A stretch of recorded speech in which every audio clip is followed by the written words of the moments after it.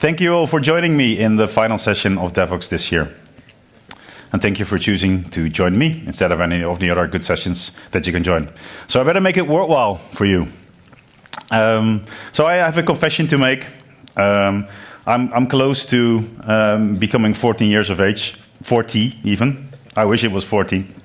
And once you reach a certain age, you start looking back at your life and thinking about life's choices you made and how everything was better in the good old days. So let's think about software delivery in the good old days. But first, I would like to get to know you a bit better, because we're stuck here for the next 50 minutes. So if you can you please all stand up? It's the only thing I will make you, physically will make you do.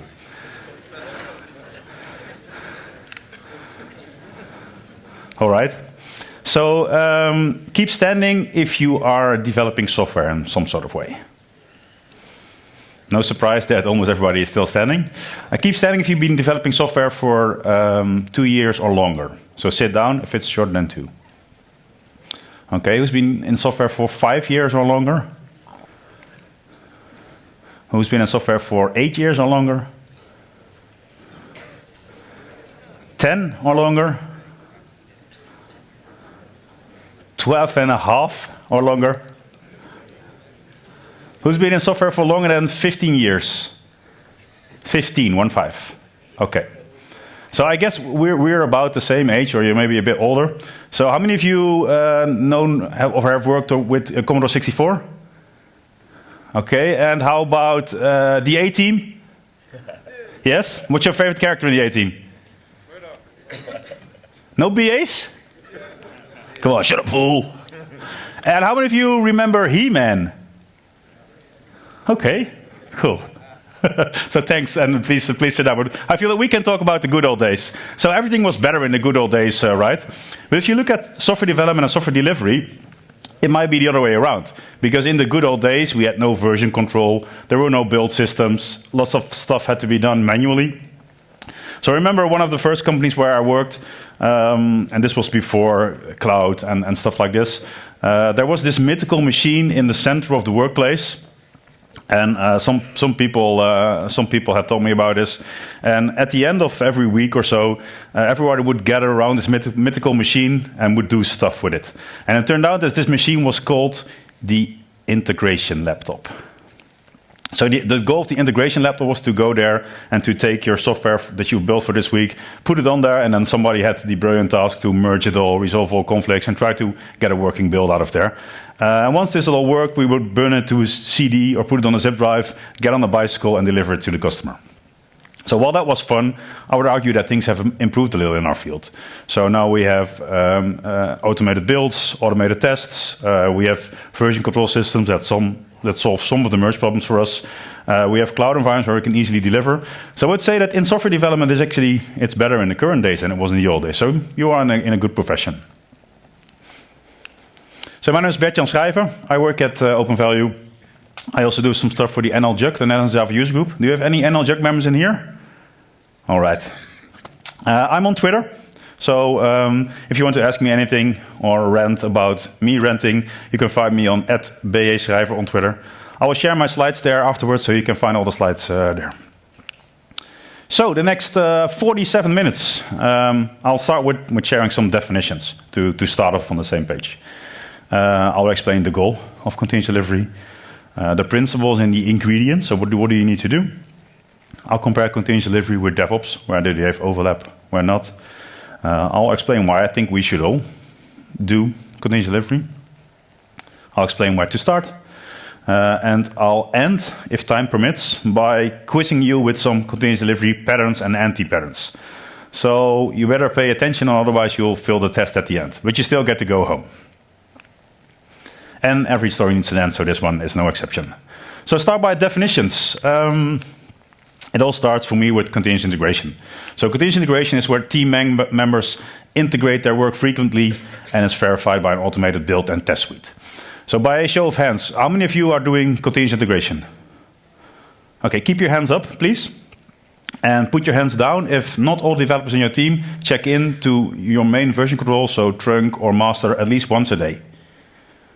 Okay, put your hands down unless every build Every check-in triggers a build and unit test run. Okay, put your hands down if the build isn't fixed within 10 minutes when it breaks. Can you wave if you still have your hand up?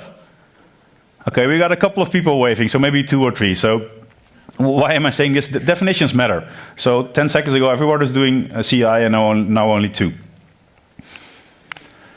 So then what's continuous delivery? Continuous delivery means building and testing your software in such a way that it's always in a releasable state. You're always ready to deploy to production. You don't necessarily deploy every change to production, but your software should always be ready. And then there's continuous deployment, where you're actually deploying every change to production automatically once it has been verified by an automated build and test suite. So is continuous deployment the end goal for everyone? I wouldn't necessarily say so. It sure has its advantages because you're basically deploying lots of really small changes. So if one change triggers an error in production, you're pretty sure it's in this change. But it also needs a lot of work in terms of automation and trust in your tests. So most of the projects I work, we deploy after every sprint, so every 2 weeks to production, and as much more often as possible or necessary. And then there's DevOps. The definition of DevOps is my favorite definition, because the definition is this. So what is DevOps? You know, when I talk to people about DevOps, I frequently get this feeling. So we are speaking about DevOps, but are we talking about the same thing or not? It's a bit vague. So one definition I like is development engineers and operation engineers being responsible together for the entire life cycle of a product. So it's about taking responsibility from idea in your head to working software in production. So how did this all start? Well, for me, it started with a book. It's a book from 2010, 450 pages. Who wrote this book? Shout if you know. Crickets. Jez Humboldt, yes, together with Dave Farley. And they describe in pretty much detail what you can do to build reliable software releases by automating stuff. So why should you do CD? What is the goal? The goal of CD is to have a repeatable and reliable process for releasing software. So let's dissect this a little. It should be repeatable, which typically means you have some way of automating it. Because if you automate it, it's quicker and it's less error prone. It should be reliable, so you should be able to trust your automation. It should work every time. And it's about releasing software. So it's about getting software preferably in the hands of your end users. Because as long as your software is not in the hands of your end users, it's basically doesn't have any value. So everything you're doing that is not helping you getting your next feature to production as quickly as possible, you can basically see as waste. This is what Andrew told a couple of talks ago. So what do we need to do? What are the principles of continuous delivery? Well, obviously it's about automating, because if you automate, you're fast and you hopefully become reliable. Everything in version control. So not only code, but also documentation, infrastructure. If it hurts, do it more often. So if there's something in your delivery process that's hurting you, that's keeping you from getting stuff in the hands of your end users, practice and become better at it. And also try to bring the pain forward. For example, load testing or security tests. If you're doing this all the way at the end of your delivery cycle, and then you find a problem, you need to go all the way back, it hurts a lot. If you try to move this all the way to the beginning, and even incorporate this in development, you're earlier with catching these issues, and it takes less time to fix them. Build quality in. If you're doing something repeatably and reliably, it must be good. So focus on stuff like tests, etc. Done means released. So preferably released to production. So if you have a definition of done, and this definition of done does not include installing your application on some environment in any way, I wouldn't call it done. Because there can be stuff you need to do on an environment. Maybe you need to get a server or a VM or a container to get it in.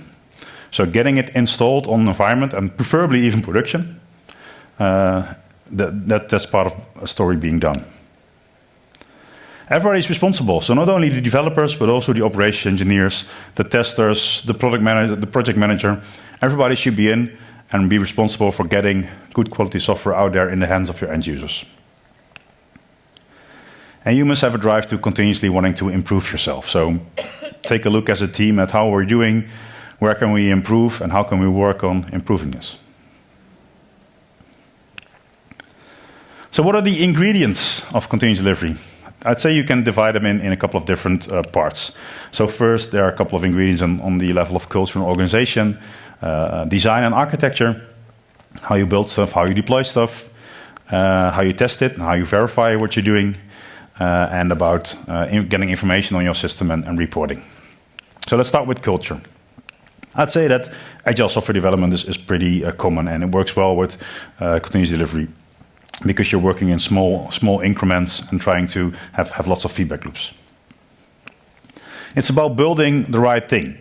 So having one team, one prioritized backlog, working in small increments and quick and short feedback loops.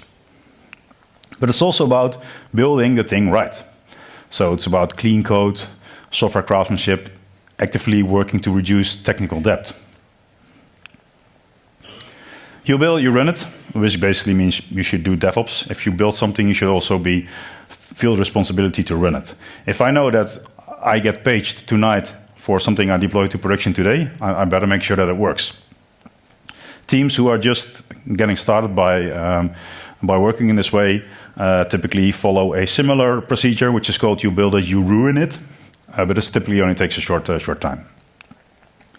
Cross-functional teams. So have a team that has all the capabilities it needs to go from idea to working software in production. So typically front-end development, back-end development, testing, infrastructure, security, performance, data. Ideally, you don't have any external dependencies, and as a team, you have all it takes to go to production with a new feature. And also make sure you have room to experiment and room for failure, because that's where you learn. And if you have a problem and it's a hard problem to reason about, then you can basically follow two approaches. You can sit in a room and think until you figure out the problem. But sometimes this doesn't get you to fixing the problem. Sometimes by thinking you cannot solve a problem, or it will take a lot longer. So another way to approach this is by experimenting. So I remember doing a project a while ago. We were running on a cloud environment, and we were having some troubles with our application going out of memory. So on every VM, there were, I don't know, 6 or 8 JVMs were running, and we had trouble figuring out the correct memory configuration. So what we did is experimenting. We added a couple of virtual machines, and then we basically went with 2 competing memory configurations. So one memory configuration on 3 machines, another one on other 3 machines. And then we'd see which one would fill first, and then probably the other one was better. So iterate from there. And after a couple of days, we had figured out a stable configuration. So this is where experimenting can help you, as long as you have room for failure. So in this case, room for failure was if those 3 servers would crash, we would still have the other 3 that could handle the load of the users pretty good. And also in terms of culture, I think it should be embraced within a team, within an organization, that it's okay to fail, because that's where you learn. There are companies where they bring cake for every failure, or where for the biggest failure of the week, you get to park on the best parking spot next to the CEO. So thinking about design and architecture, obviously version control. Put your code in version control, your documentation, your infrastructure. Because that's the only way you know who did what, when, and you can also see what changed and why did it change, if you have any meaningful commit messages. Make sure you have some branching strategy. So there are a couple of different opinions here. You can say that any branching strategy that works for your team is okay. So I like to work with a feature branching strategy where we have short-living branches that only live for maximum of 1 sprint. You branch, you build your feature, you merge it back to master when it's done. There's another camp who are saying, no, you should never have branches, because then you're not truly doing continuous integration. So you don't only do trunk-only development. So you have every integration issue you have it as quickly as possible. So in my experience, both are fine. Just do what works for you. And one of the harder things is how to cope with database changes. So it's fine that you have like a continuous deployment process set up for your application, but what if you need to do a database migration when you go to production? Will you go offline and manually type a SQL statement to upgrade your schema? I wouldn't recommend. So find a way to do this that has the least amount of impact on your users. So you can either automate it with stuff like Liquibase or Flyway, or what typically even works better is try to make your database changes backwards compatible in a way. So let's say that you're renaming a column. What you could do is not renaming it, but keeping the old column, getting a new column, copying the data over, and maybe even create a view over this table, so that both the old version of the application and the new version of the application can work with the old and new schema. This is only for as long as you're doing your rolling upgrade, because during this upgrade you'll have the old and the new version running concurrently. But there are ways to do this without needing to go offline. There are excellent books about this, and it takes a talk in its own to dive into this, but there are ways. But it's one of the harder problems. Design for failure. So if there's anything sure that stuff is going to fail sooner or later. So think about in which way is my application going to fail. Maybe we can have a network outage, or maybe we can have a congested network where stuff times out. Maybe I am calling an external service that could respond slowly or not at all. So think about stuff that can go wrong and build your application in such a way that it can handle this in a graceful way. Typically, applications are good with coping with errors that give direct feedback. Calling this service gives a 503, okay, error, I continue and send an error message to the user. But what if the service is timing out and will respond only after a minute? Will your application time out after a couple of seconds, or will it keep waiting for a minute? What if your requests keep coming in? Will you pile up? So these are things to think about. Feature toggles. Who of you is familiar with the concept of feature toggles? About 40%, I would say. So with feature toggles, you disconnect deployment from release. So feature toggle is basically a configurable if statement in your code, where you can enable or disable a feature by a means of configuration. Can be a property file, can be a setting in a database, can be a setting even on a user level. This user has this feature, this user doesn't have it. And this enables you to build and test a feature on your test environment, deploy it into production, but not enable it yet. So for web applications, this has some value, but it really has value when you're building mobile apps. So let's say you're building an iOS application, and it's running fine in the hands of your users, and then you discover a problem, and you want to fix this problem. So you fix it locally on your development environment, then you want to deploy it, you send it to Apple, you need to wait 2-3 days for Apple to review it, then it gets activated in the App Store, then you need to wait 3 days or weeks for use to install it, so that the life cycle there can be a lot longer. So what helps there is to employ these feature toggles. If you put every new feature you build behind a feature toggle, for example, you read the feature toggle configuration from a REST endpoint when your app starts up, then you can effectively disable the feature a lot quicker than when you need to wait on the delivery cycle of the App Store.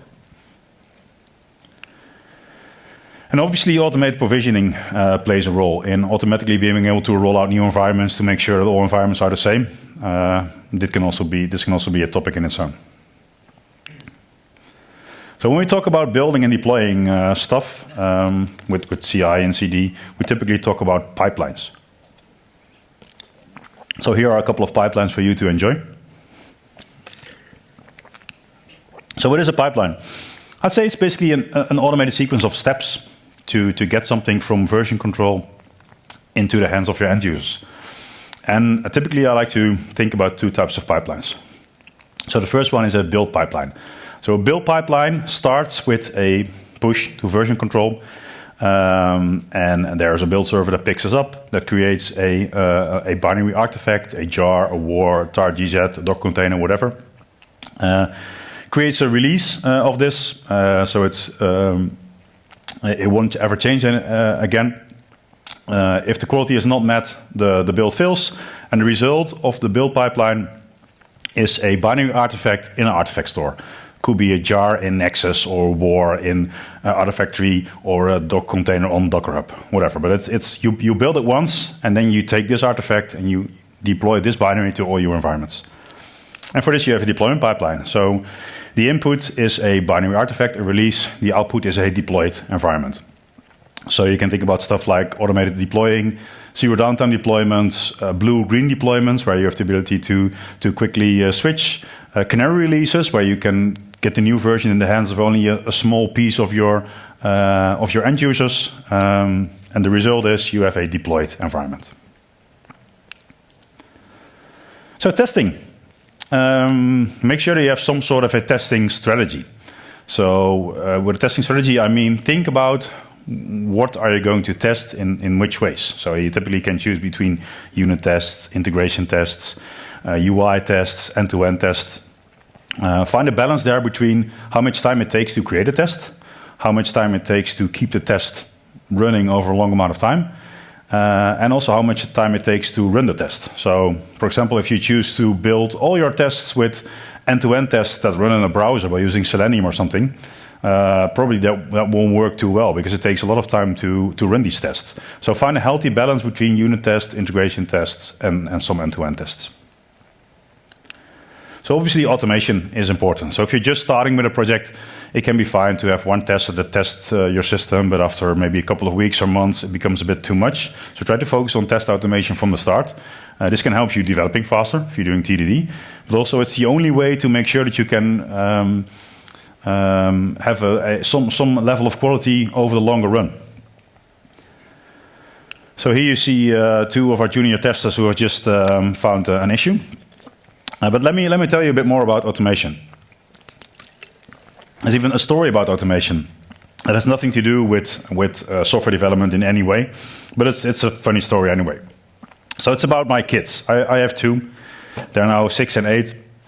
But at that time they were, I think, 1 and 3. So we were at my parents-in-law's house, and my daughter, who was just learning to learn how to use a toilet, she asked me, "Daddy, can I go to the toilet?" So yeah, I'm fine, go to the toilet. So she went there, and then my son came up and said, "Daddy, I need to go to the toilet too." So he's 1, he was still in diapers, but I'm sure, go ahead. And then they run away, and he hear them chatting a little. And then a risk appears in my head. And the risk is 2 small children in a toilet, but this is not a regular toilet. This is an automated toilet. So it's one of those things with lights and buttons, and if you press a button, it starts doing stuff. So I think I better go there and check out what they're doing. So my daughter is sitting on the toilet, my son is standing next to her, and she's sitting there and they're chatting, and obviously my son has seen the blinking lights, and he has seen that there's buttons there. So if you're a 1-year-old child and you see something with blinking lights and buttons, you probably want to touch them, right? So I think I need to prevent him from touching the buttons. So he's standing there, and I think how I'm going to prevent this, because I cannot go between him and the toilet. So I made my first mistake there. So my first mistake was saying, Pim, his name is Pim, "Pim, do not press the button." So if you are a 1-year-old child and you see a button and your dad tells you not to press the button, what is your life goal from then on? It's to press this button. So he moves a bit closer to the toilet. And I try to kind of like put some force in him and saying, "Pim, whatever you do not press that button." So this was, error number 2. So now he's determined to press the button. So I cannot go in between, so I try maybe to force him one last time. "Pim, if you touch this button, you'll be in big trouble." So he looks me straight into the eyes. I see a twinkle in his eyes, and obviously he presses the button. So from then on, it all went really quick. Well, it felt like it was an eternity, but I see my daughter sitting there. She's not suspecting anything. My son is standing there with a big smile because he just pressed the button, and I see this thing moving out of the toilet towards my daughter, and it's about to do the thing it does. So I need to decide in a split second what to do. So I think, okay, if the toilet now activates, she won't go on the toilet for another 45 years or so. And then it might even be too late to still use the toilet. So I reach over to pick her up. I think I need to rescue her. So I need to reach over to pick her up and lift her away. And at that time, the toilet activates. So there was one good thing. It was nice and warm, but that was about all the good things that was happening there. So it starts spraying. We're all wet. They're screaming and shouting, and they never want to use the toilet again. So why am I telling this story? Basically because whenever you're automating something, unexpected things are bound to happen. So automation is only as good to cope with cope with unexpected things, to have an ability to cope with unexpected things. So in this case, probably the designers of the toilet didn't expect this situation to happen. But you could imagine something like there should be a safety on there that it doesn't activate if there's not a behind above it, if you catch my drift. So to continue, about test automation, you should also think about testing non-functional requirements.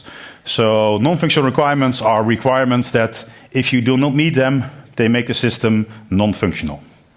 So in case of security or performance, for example. So think about a way to integrate security tests in your pipeline. For example, by using automated tools, you can use tools like OWASP dependency check to scan your dependencies for errors. Think about integrating performance tests. For example, by using a tool like Gatling to continuously run performance tests on your test environments.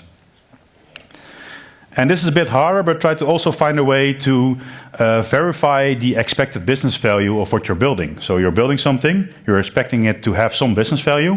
Find a way to get feedback on what we just built and deployed to production. Does this actually deliver value for you? Is this helping you in a way that it should? So two more stories about automation and about testing. So I used to work for a company where we were building software for insurers. And in this case, there was a company that was providing, I think, travel insurance. And to get a quote or to get a policy, you need to enter your address details because your premium depends on where you live. If you live in Amsterdam, your premium is higher than if you live in somewhere else in the country.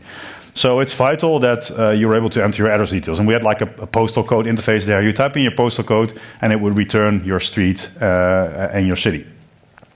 So at one time, the client calls us in panic. The postal code interface isn't working anymore. In production. Oh, well, that's strange. So our first response is to try to fix it by running the import again, and then it's fine. The client can again receive quotes because the postcode interface is working again. But how did this happen? So we investigate, and it turned out that the postal code table in the database was empty. So that's strange. We don't have any process to empty it. So did anybody log into the system while it was empty? No, not at all. We don't see anything. Okay, strange. So what can we do? Can you send us the logs from the environment? And it's a database server. Okay, so send me the database logs. These were logs from an Oracle database. So we're investigating these logs, and at a very specific time, we see a SQL truncate statement on the database. So somebody or something truncated the database. So that's interesting. What happened? Did nobody log into the system? No, nobody. Okay, so we're researching like why did a truncate statement get executed on the database? So then a smart guy in the team asks, how long is it ago that we went live with the system? And then we say, well, about a year ago. So is it about a year ago, or is it exactly a year ago? Okay, it's pretty much exactly a year ago. So we start scrolling back to mails from a year ago. And there we see a mail about cleaning the postal code table. And this mail conversation ends with, no problem, guys, I've scheduled it. Okay. That might be a lead. So we dive into the system. Like, is there anything scheduled there? Do we have any cron jobs running? Yeah, nothing special. Just this one cron job that's been there forever. That's calling special.sh. Okay, that sounds special. So it turned out that the person who had scheduled this, he was in the train at the moment, and he wanted to make sure that it would run. So he created a cron job, which periodically runs, with a very specific day of the week, month, year, time, etc., but he couldn't enter the year. So what happened is the same cron job ran exactly a year ago and cleaned out the postcode database. So about verifying expected business value, another example is we were building, I think it was a comparable system where you could get quotes for insurances. And here we were like upgrading the system to a new version, and there was this print button on every screen that we were pretty sure that nobody would use, so we said to the client, we're going to remove the print button. I assume this is all fine. And it took about 12 minutes before we got a call from a pretty high executive in the company who called us and said, whatever you do not remove that print button. And we were like, that's interesting. because we had implemented straight-through processing for this application. So all the applications that would be received in the system, we would create an export at the end of the day, send the export to the client, where they would import it in their mainframe and process it from there. So we called the team on the other side and said, so what's with the print button? You have this import, right? We agreed that we would build this import. Yes, you're correct that we agreed to build this import, but we haven't built it yet. So their current workflow was, they enter it. Once they're done entering, they press the print button, they pick the application from the printer, they walk to the mainframe department, they put it in a box there, and somebody enters it in the system there. So in this case, we didn't ever verify the expected business value of the export because the other side had never implemented this. So talking about information reporting, getting insights from your application. Find a way to have some way of static code analysis. So maybe analysis on quality, on test coverage. Sonar is a good tool for this. Ideally have traceable pipelines. So have some identifier to trace from requirement to deployment in production. So what you could do, for example, is use your bug tracker ID in your requirements, in your story, in your commits, and even in your deployment. So you have some way of seeing how did this requirement flow from idea to production. Ideally, find a way to create automatic change logs by generating a list of changes from Jira tickets or maybe from Git commit messages. Who's doing this? Who's automatically generating release notes? Not many. And probably this is because it's hard to make your story titles and your Git commit messages so good that you can give them to clients. For example, a commit message from a real world situation. Bonjour is French for hello. That didn't describe anything, but the developer thought it was funny at the time. I agreed. So try to be really good at writing commit messages and ticket titles, so you can use it to automatically generate change logs, release notes. Find a way to get insights on how often a specific feature is used. So I remember a situation where we had a discussion with the product owner about removing a feature. And the product owner said, no, you can't remove it because this feature is used a lot. And we had no idea because we had no metrics. So we secretly added metrics for this specific feature. And after a couple of weeks, he said to the product owner, okay, we're now ready to remove this feature. No, you can, because I'm pretty sure that it's used a lot. And then we said, well, in the past 3 weeks, it's been used 12 times. You see it's being used a lot by you. So the product owner was the only one using this feature. So it was okay to remove this. Ideally, find a way for your stakeholders to create dynamic dashboards that provide them with insights that suits their needs. So different groups of people need different insights. For your developers, probably logs and metrics. For the analysts, it's probably users metrics. For management, it's probably some sort of KPIs on number of concurrent users. So ideally, find a solution where users can create their own dashboards on this. And this enables you to have to make data-driven decisions and even and act on metrics and even fix problems before the users even notice. So if you're seeing like you have a dashboard and you have a baseline of almost no errors every day, and during the day you see error rates going up, there might be something wrong. And ideally you can get in a position where you have good enough monitoring that you see these errors appear before the majority of your users notices this. So let's talk about DevOps. So who was first? Continuous delivery or DevOps? Who thinks DevOps was first in terms of coining the term? Who thinks continuous delivery was first? Let's see. DevOps was first presented in a Birds of a Feather session called Agile Infrastructure. And this was in 2008. And it had one attendee, so this was presented by Andrew Clay Schrijver, and one attendee, Patrick Dubois, and the session was cancelled because they were only with the two of them, but then they continued discussing in the hallway, and this is generally seen as the beginning of DevOps. This was in 2008. And the Continuous Delivery book is from 2010, but I don't know, maybe Jess and Dave took 3 years to write it, so it's hard to say, but it's about from that age, so around 10 years ago. So let's compare continuous delivery to DevOps. How do they work together? But first, start with definitions.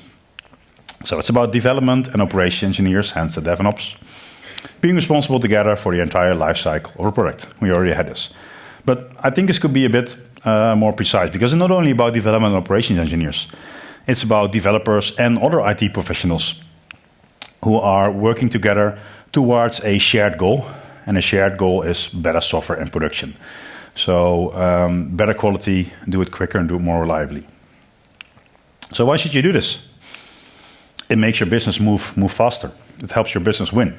Because it enables continuous delivery, and you can focus on adding value instead of focusing on solving problems. So what is it about? I'd say first and foremost, it's about culture. It's about reinforcing culture with technology and vice versa. It's about collaboration, cooperation, communication. It's about agile and wanting to continuously improve yourself. And ideally, this is a culture that's about freedom and responsibility.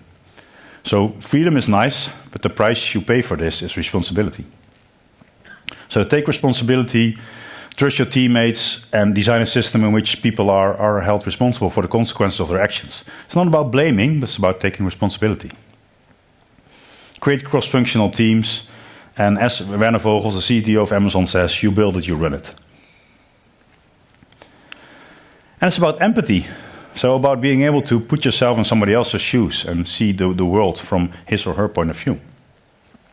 DevOps means giving about your job enough to want to learn all the parts, and not only your little world. So empathy allows you to view other teams as enablers rather than as blockers.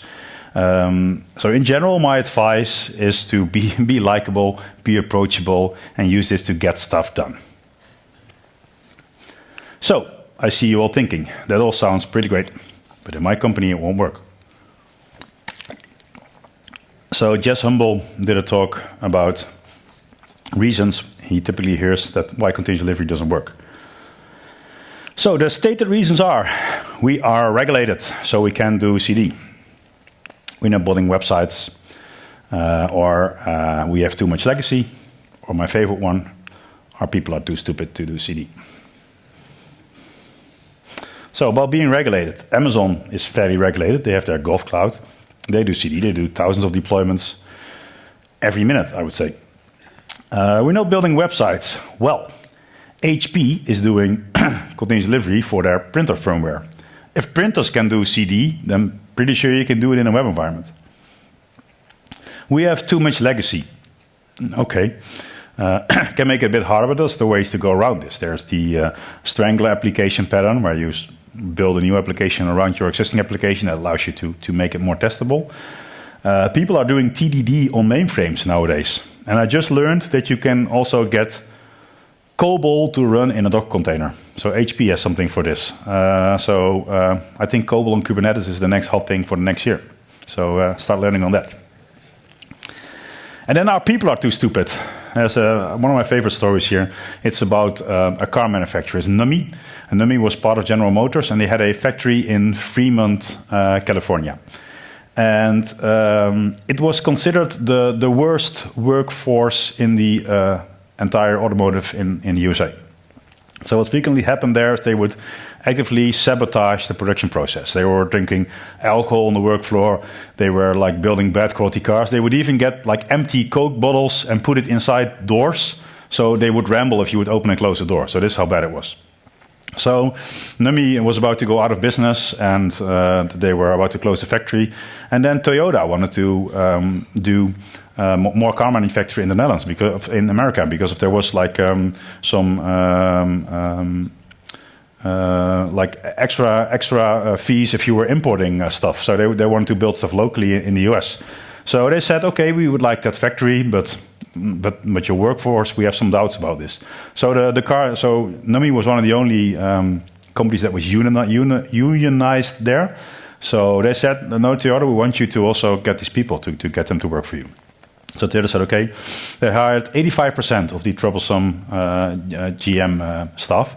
And they brought them over to the Toyota office, make them learn the Toyota way, how to work in teams. They got everybody the same uniform. They got everybody like good restaurants and parking and stuff. And the result was that this company became fairly successful. because they were working in a lot better way now. So after a year or so, the former staff from NUMMI went to meet with the staff of Toyota, and they said, "Yeah, so how are you doing?" And Toyota said, "Well, we're doing pretty fine." "Yeah, but the people are really stupid, right?" The managers from NUMMI said. And then Toyota said, "Yes, you're right. The people are stupid, but it's not the people you think." It was the managers themselves. So are our people too stupid, or in this case, were the managers too stupid? I know what it was. So actual reasons are our culture stinks, or our architecture stinks. So it can be harder in different scenarios, but surely you can apply CD almost everywhere. So this all sounds fairly hard. Why should you do all this? It helps you to reduce errors. If you automate stuff, you do stuff often, you become better at it. It lowers stress, which is good for productivity. It empowers teams, so teams can do more stuff by themselves. They're not dependent on other teams. It gives you deployment flexibility. You can deploy whatever you want, whenever you want it. And also, practice makes perfect. So if you do it a lot of times, you probably will become some good at it. So where do you get started? Well, that's simple. You just say, let's spend the next few months working on automated testing and build release infrastructure and redesigning how everything is written, and we won't deliver any new features for the next couple of months. This is a famous quote from no product manager ever. Because you cannot keep your shop closed. You want to find a way to keep continuing delivering new features. So how do you do this? How do you spark change? Well, you start small. So take one thing you're pretty sure you can improve and start working on improving this. Show the results. Show what you've done. Celebrate. Say, look, I've done this little thing, and now the thing you've been doing every day is a little easier. And try to celebrate this and try to get people become enthusiastic about what you've done. And then iterate. Tackle the next issue and keep them improving. So lots of really small steps with some celebration in between. So as I said, I was going to quiz you now, so I hope you're all still awake. So I'm going to show a couple of statements, and I'll ask you whether you think this is a pattern, it's a good thing, or whether this is an anti-pattern, a bad thing. So let's start with a test question. Is it a good idea to do continuous delivery, but to not do DevOps? Who think you should do continuous delivery, but you should not do DevOps? Okay, almost no one. Obviously, you can do continuous delivery without DevOps, but in my experience, it works best if you combine them. So should you have uniform build pipelines? So you're in a big company and you standardize, and everybody has the exact same build pipeline to build your application to go into version control. Who thinks this is a good thing? Who thinks it's a bad thing? So it's about 50-50? Then it's 50-50. So we're consultants, right? So it always depends. So uniform build pipelines are useful because it saves you from every team doing the same thing over and over again. But you also want flexibility and not being contained by the uniformity of the build pipelines. So one thing I found that works somewhat is to try to create multiple levels of reuse. So you might have really low-level build steps, check out this project, do Maven build, publish test results. But you might also have higher-level build steps, build an entire Maven application and deploy it to a test environment. And if you work in this way, then teams can choose on which level to tap in for reuse. They can either get the uniform build pipeline, don't have to do anything, but you have no flexibility. You can use the reusable parts on a lower level and then still need to do your orchestration yourself, or you can do everything from scratch and do it all by yourself, but then you have basically no support. Long-running pipelines, so build or deployment pipelines that run longer than, let's say, 20 minutes. Who thinks this is a good idea? Thinks it's a bad idea? Everyone? Okay, then let's make it a bad idea. I'd say that feedback loops are important, and the quicker you're able to get feedback loop, the better it works. So if I don't get feedback on something I push to version control, within 5 minutes, I've forgotten what I was doing. So I'm already working on the next feature. So the quicker you can get feedback, the easier it is to process it. So should you obsess on test automation? make test automation really a thing that you obsess on? Who thinks it's a good idea? Who thinks it's a bad idea? I tried to make this a trick question by focusing on obsessing. Obviously, you can explain this in multiple ways. It's important to put a lot of focus on test automation and ideally have everybody in the team working on test automation, because that's the only way you're going to keep going fast in the long run. Logging and metrics, they're only for operations, for the ops team, not for developers. Who agrees? Who disagrees? Everyone. Okay. I agree with you. Obviously, it also depends here. So definitely don't put anything in logs that's sensitive. If you have like logging and metrics for audit purposes, like which actual person did what, okay, maybe this is also not for everyone to see. But in general, I'd say that everybody should have access to all the telemetry from your application. Should you obsess on feedback loops? Who thinks it's a good idea? Who thinks it's a bad idea? Most of you think it's a good idea. Yes, try to get as much as feedback on what you're doing as possible. Either automated by builds, tests, metrics, or by actually talking to people. So one of the teams where I worked, we had people from the field who were using our application come in every 2 weeks. They would sit with the new version, we would have them use it, and make them perform basic tasks, like can you do this? If they weren't able to accomplish these tasks, then probably the application wasn't usable enough. We'd ask them on feedback, so there's also lots of manual ways to get feedback on what you're doing. Should you have manual steps in a delivery pipeline? So you're deploying to an environment, should you have manual steps in there? Who thinks it's a good idea? Who thinks it's a bad idea? Yeah, I mostly agree with the people who think it's a bad idea, but it can help when you're just getting out there and getting confidence on the automation you're doing. So especially in large organizations, there are typically product managers who like to do confidence checks that the deployment is okay.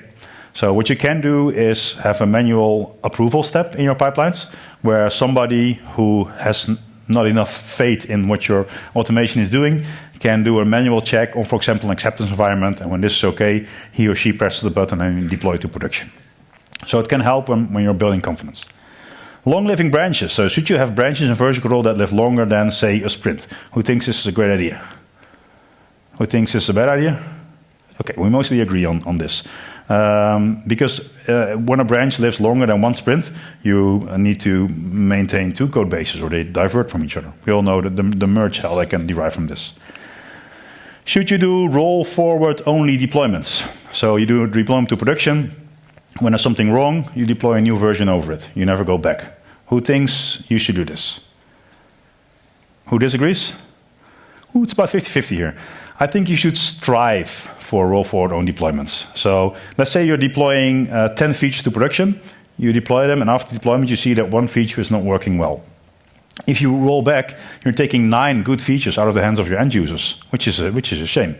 So instead, try to be really quick in solving that one issue and then rolling forward a new fix to solve the one problem. Obviously, if that one issue is breaking your tiling system and nobody can use it, roll back, sure. Should you put everything in version control? Who agrees? Who disagrees? Yes, I actually should fix this slide, because a smart gentleman at JavaZone pointed out that you should not put everything in version control. And maybe I hear some of you saying it too. You should put everything in version control except secrets. So passwords, certificates, keep them out. Use a secret store for this. But apart from that, keep everything in version control. Okay, we have 2 minutes left, so I'm going to speed up a little. Should you have lots of small releases? Who agrees? Who disagrees? Oh, I think everybody agrees. Good. TDD is for software. It's not for infrastructure. Ops cannot do TDD. Who agrees? Who disagrees? Yes, it's a bit harder, but it's definitely doable. It's a bit harder because the result of your provisioning scripts are a running environment, but it's definitely doable. Should you design for failure? Yes, you should. Tests don't provide business value. Ooh, that's an interesting one. Who thinks that tests do not provide business value? Who disagrees with this? Yes, but typically I do have some discussions about this. So tests, they don't bring anything to the user in production. Then my response is, does working software bring anything to the user in production? Yes, okay, then tests provide business value too. Should you parallelize pipelines to speed them up? Yes, I agree. Should you separate deployment from release by using feature tokens, for example? Most of you agree. Should you automate database changes? Ooh, everyone, yes. Should you test non-functional requirements in the build pipeline, security performance? About half. Okay. The board shows that time is up. My time is almost up. So to summarize, what is the goal of a software team? I say the goal of a software team is to have working and useful software in production. That's it. Before you go kick some ass, I have one question for you. Please take the time to rate the session. Tell me what you think of it. As always, be honest, but also be generous. Thanks a lot for your time. Have a safe trip home. Hope to see you next year.